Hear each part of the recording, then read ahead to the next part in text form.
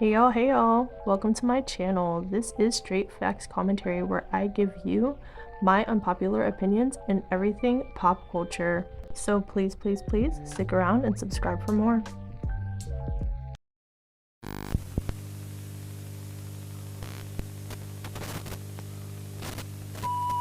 Hey y'all, I'm back again with another video, and in today's video, you see the title, we are going to be speaking about the R&B girl group from the UK named FLO, and I just wanted to give my thoughts and opinions on them and just talking about what you guys have been saying about them as well. So if you're interested in that, female rap, pop, conspiracy theory, trending topics, my unpopular opinions, whatever I feel like getting into for real, go ahead and subscribe and let's get into this video.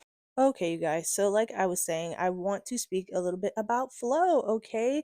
They are an R&B group from the UK, but they have been making waves in the US recently. I mean, they've been bubbling for a while, but they're just now starting to get more of that mainstream visibility and mainstream look.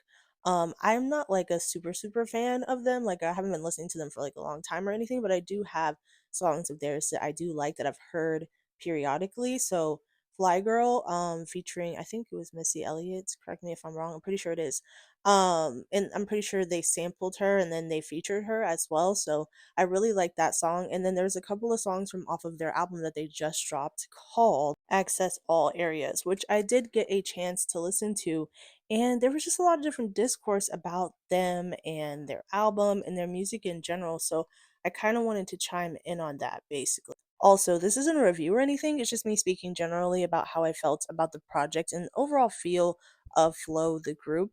One thing I really enjoy about them is their harmonies, and this album was beautiful, beautifully harmonized. Every single song, angelic harmonies.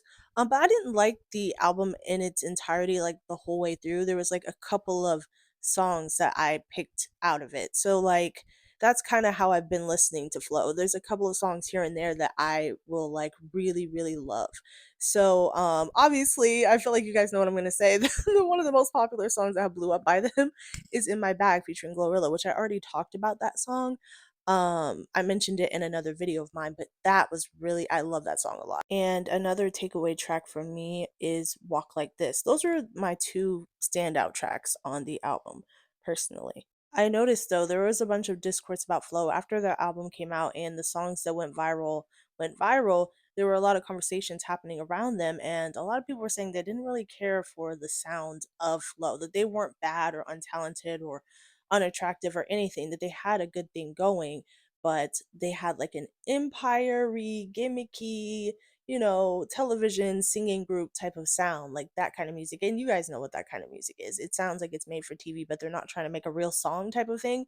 Some people were saying that about some of Chloe's music that she's made and different things like that. So I think it was Boy Bye and a couple other songs of Chloe's that people were like, this doesn't even sound like a real song. It lacks that depth to it.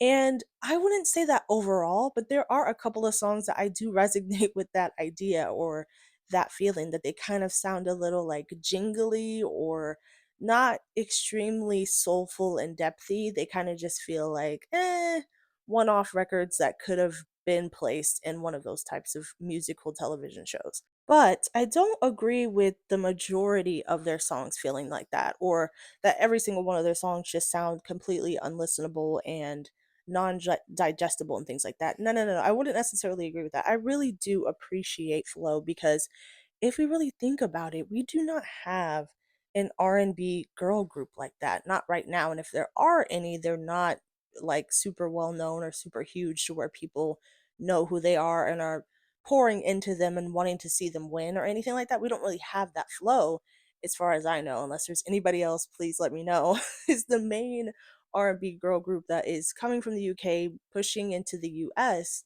that we have right now, and they are talented women, and I think that we should give them their stage and give them their credit and give them the love and support. Honestly, we don't have very many R&B girl groups that are thriving because R&B as a genre is not like a very heavy hitting genre right now. That we do have our R&B girlies. Of course, we have SZA and Mooney Long and Summer Walker, and we have R&B girlies, but what group do we have? And R&B kind of comes and goes with its relevancy nowadays. R&B is not one of the top genres hip hop is in the top genre. It's like country right now.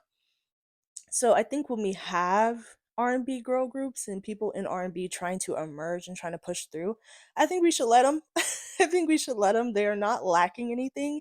They are consistent and they are talented and they are beautiful.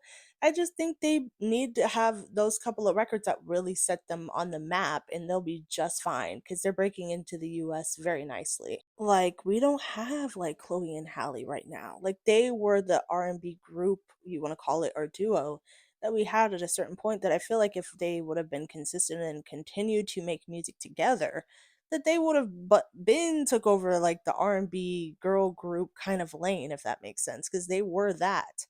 There is rumors that they're supposed to be coming back together. I'm pretty sure they've said that they are working on a Chloe and Halle album, and I totally love that because it's needed. Their harmonies are OG. Like, I miss them together musically. They're everything.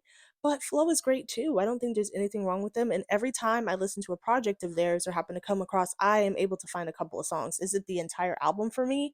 No, it's not the entire album, but I'm able to find a handful of records. And for me, that's good because I don't even listen. I'm not like an avid R&B listener. So me not really engulfed in the genre of R&B in today's landscape, if I'm able to find music of theirs and appreciate a good amount of their songs, then I think that's a good thing. But what do you guys feel about them? Do you feel like they have a chance to be something larger in the United States? Really break into our space and dominate the R&B lane. I feel like they definitely have the potential. They're already here, really. They've gotten cosigns from a good amount of American artists, whether they're R&B or whether they're hip hop, whoever they might be at this point. I feel like they are not solidified, but they're here. And the fact that so many people are having discourse about them just goes to show that they are being seen and they are being heard. And I actually was on Spotify the other day and I saw that they're going to be in my city in the spring. And I was like, oh, I don't even listen to them that often. I really don't, but I know enough of their songs, like a handful of them from off of different projects and different things. And I'm like, I could go see them. You know what I'm saying? I don't have no problem with that at all. So, but you guys let me know what y'all feel about them. Do you feel like they're underrated or overrated and that they really don't have a shot here? You guys let me know. And that's it for this one. I love you, and I will talk to you in the next one. Bye.